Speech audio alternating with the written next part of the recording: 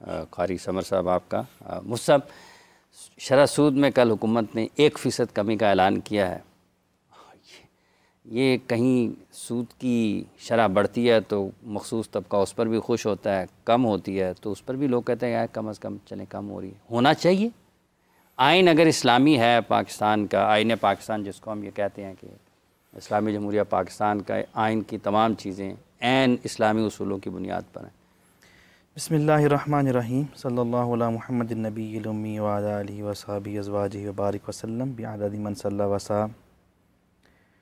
دیکھیں جی، اس میں تو کوئی کلام ہی نہیں، کوئی بحث ہی نہیں کہ سود اللہ اور اس کے رسول صلی اللہ علیہ وآلہ وسلم کی طرف سے حرام ہے، عین حرام ہے، اور اس کو کرنے پہ فَإِن لَمْ تَفْعَلُوا فَأْذَنُوا بِحَرْبٍ مِّنَ اللَّهِ وَرَسُولِهِ، اگر جو آیت ابھی آپ نے انٹرو میں آغاز میں پڑھی، اس میں اللہ تعالیٰ فرماتا ہے کہ اگر تم یہ نہیں کرتے تو پھر جو ہے سن لو اللہ اور اس کے رسول کی طرف سے اعلان جنگ ہے۔ اور میں نے سارے آئین پاکستان کے آج تک جتنے بنے ہیں ان کو پڑھا ہے، اور ہر آئین میں یہی درج ہے کہ سود کو ختم کرنے کے لیے اقدامات اٹھائے جائیں گے، اور یہ 47 سے اقدامات اٹھائے جائیں گے شروع ہو رہے ہیں، مستقبل کا صیغہ استعمال ہو رہا ہے۔ جی، اور آج ہم 2024 میں بیٹھے ہیں اور ابھی بھی شاید اقدامات اٹھائے جائیں گے ہی ہے وہ لفظ استعمال ہو رہا ہے۔ اسلام کے نام پہ، کلمہ طیبہ کے نام پہ بننے والی اس ریاست میں نہ جانے کیا مجبوریاں ہیں حکمرانوں کی کہ یہ سودی نظام کو ختم نہیں کرتے، اور اس کی اتنی بڑی تباہی، اتنی بڑی نحوست ہے کہ نبی اکرم صلی اللہ علیہ وآلہ وسلم کی احادیث مبارکہ متعدد اس بارے میں، ایک حدیث مبارکہ میں آتا ہے کہ نبی اکرم سفر معراج میں جو ہے وہ دیکھتے ہیں کہ کچھ ایسے لوگ ہیں جن کے جو پیٹ ہیں وہ کمروں کی طرح ہیں، اور ان کے اندر جو ہے وہ سانپ جو ہے وہ نظر آ رہے ہیں۔ تو نبی اکرم صلی اللہ علیہ وسلم نے پوچھا کہ اے جبریل امین یہ کون لوگ ہیں؟ تو بتایا گیا یا رسول اللہ یہ سود خور ہیں، یہ وہ لوگ جو سود کھاتے ہیں وہ لوگ ہیں۔ اور حدیث مبارکہ میں آتا ہے کہ سود کا سب سے کم درجہ جو ہے وہ اپنی ماں سے زنا کرنے کے برابر ہے۔ اتنا بڑا گناہ، اور ہم ریاستی سطح پہ یہ کر رہے ہیں، ریاستی سطح پہ ہم اس سے چھٹکارا حاصل نہیں کر پا رہے۔ ریاست کو تو یہ چاہیے کہ کوئی انفرادی سطح پہ بھی یہ کام کرے تو اس کے خلاف بھی ایکشن لے، لیکن جب ریاست خود یہ کام کرنے میں مصروف ہے، ریاست خود جو ہے وہ سرا سود طے کرتی ہے، ریاست خود اس کی کمی اور زیادتی کا اعلان کرتی ہے، تو پھر کہاں رہ گیا ہمارا جو ہے وہ اسلامی مملکت پاکستان، اسلامی جمہوریہ پاکستان؟ تو ہم نے تو صرف نام کا ہی جو ہے وہ اسلامی جمہوریہ پاکستان رہا۔ جب تک ہم سودی نظام کو ختم نہیں کرتے، میں سمجھتا ہوں کہ پاکستان کی معیشت ترقی نہیں کر سکتی، پاکستان کی معیشت ترقی نہیں کر سکتی جب تک سودی نظام۔ مفتی صاحب، حکم کیا واضح ہے؟ کیا ہے پوچھنا والی تو اور بات ہے، حکم تو واضح ہے قرآن کریم سے، نبی کریم صلی اللہ علیہ وسلم کی حدیث مبارکہ، اور جو ہمارا نظام ہے۔ پھر آئین کی اگر ہم بات کرتے ہیں تو ہم تو یہ کہتے ہیں کہ عین اسلامی ہے، لیکن پھر عین اسلامی تو نہ ہوا کہ جب آپ ایک ایسا کام جس کا کم ترین درجہ، مطلب وہ الفاظ بھی زیب نہیں دیتے ہیں جن کو آپ اس میں ہے کہ اتنا دہلا دینے والا اس کا ہے کہ عذاب جو ہے، تو پھر ہم کس طرف ہیں؟ بسم اللہ الرحمن الرحیم۔ بحیثیت مسلمان اس بات کا ہمیں یقین ہونا چاہیے کہ جس بات سے اللہ اس کے رسول نے منع کیا ہے وہ ہمارے لیے نقصان تھا، جس بات کا حکم دیا ہے اس میں یقیناً ہمارے لیے فائدہ ہی فائدہ تھا۔ رسول اللہ صلی اللہ علیہ وسلم ارشاد فرماتے ما اکثر من ربا الا کان عاقبۃ امرہ الی قلہ، ابن ماجہ کی روایت ہے کہ جس بندے نے بھی اپنا مال سود سے بڑھانے کی کوشش کی اس کا انجام قلت ہوگا۔ اللہ، اگر ہم مومن ہیں، مسلمان ہیں، اور ہمارے حکمران کلمہ پڑھتے ہیں تو اس حدیث پر ہمارا کتنا یقین ہے۔ اسی طرح قرآن نے وعدہ کیا یمحق اللہ الربا ویربی الصدقات وما آتیتم من ربا لیربو فی اموال الناس فلا یربو عند اللہ۔ اب یہ واضح حکم ہے، اللہ کہتے ہیں کہ اللہ سود کے مال کو مٹا دیتا ہے۔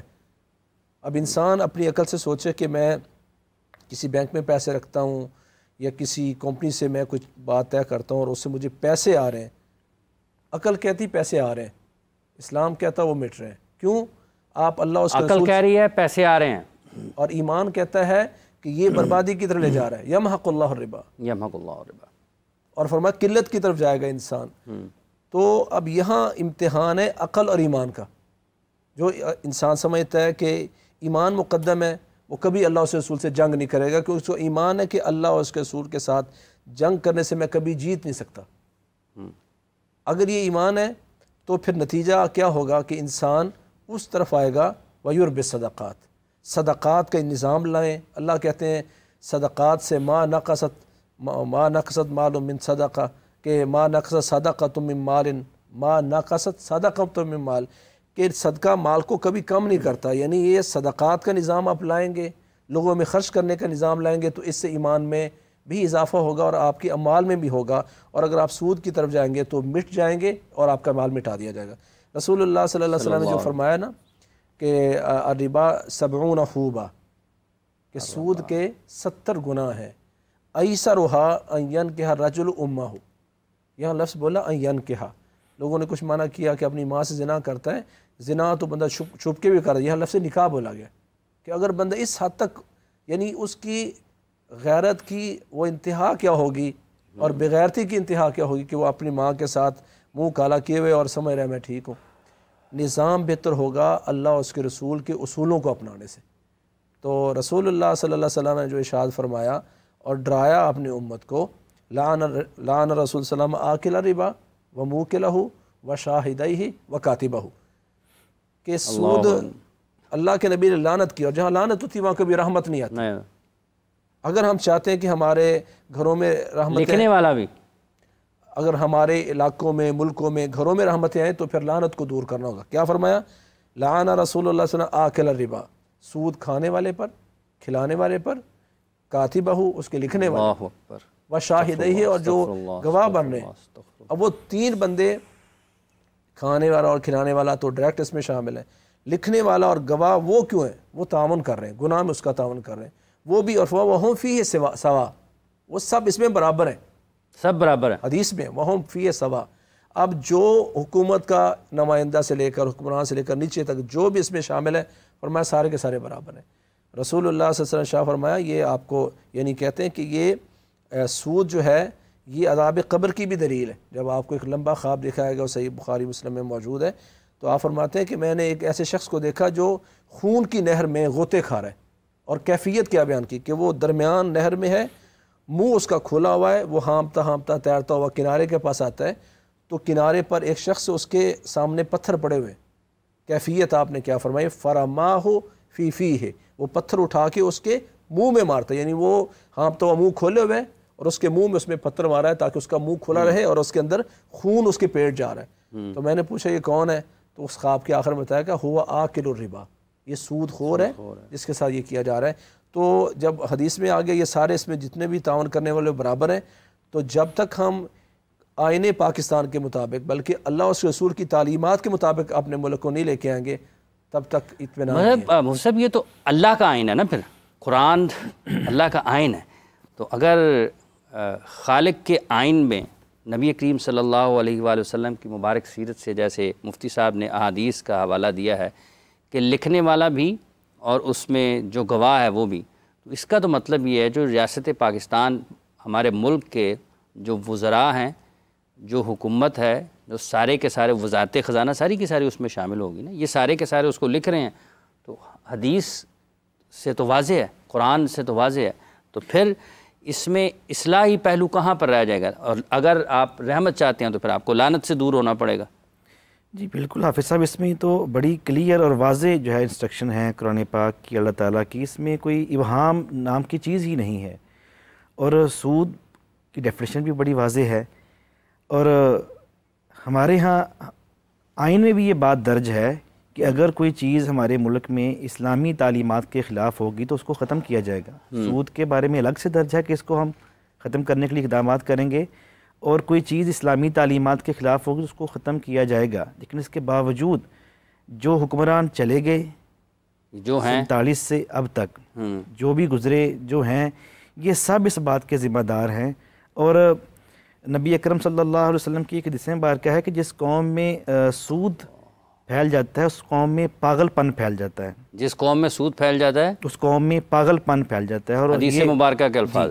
اور یہ ایسا ہی دور ہے ہمارے ہاں پاگل پن کی بھی انتہا ہے. اور نبی اکرم صلی اللہ علیہ وسلم کی حدیث مبارکہ ہے کہ ایک لوگوں پہ ایک زمانہ آئے گا جس زمانے میں جو ہے وہ لوگ جو ہے وہ سود سے بچ نہیں سکیں گے. اور ان میں سے جو شخص سمجھے گا وہ سود نہیں بھی کھا رہا تو اس کو بھی سود کا غبار پہنچے گا. میں سمجھتا ہوں یہ وہی زمانہ ہے. کوئی نہ کوئی کسی نہ کسی طرح سے ڈائریکٹلی انڈائریکٹلی اس میں سب جو ہے وہ انوالو ہیں اور اس کی بڑے اچھے طریقے سے اس کی صفائی کی ضرورت ہے.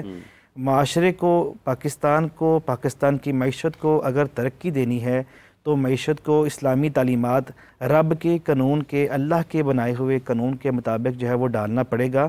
اور مجھے حیرت اس بات پہ ہے کہ ایسا نہیں کہ اسلامی نظام میں کیا یہ جو معاملات زر ہیں یا مالی معاملات ہیں ان کو چلانے کا طریقہ سلیقہ نہیں سکھایا گیا. ساری چیزیں موجود ہیں لیکن ایسا نہیں ہے کہ نہ ہو. جی لیکن کوئی کرنے والا بنے تو جو ہے اس کی جو ہے وہ الٹرنیٹو سارا نظام موجود ہے.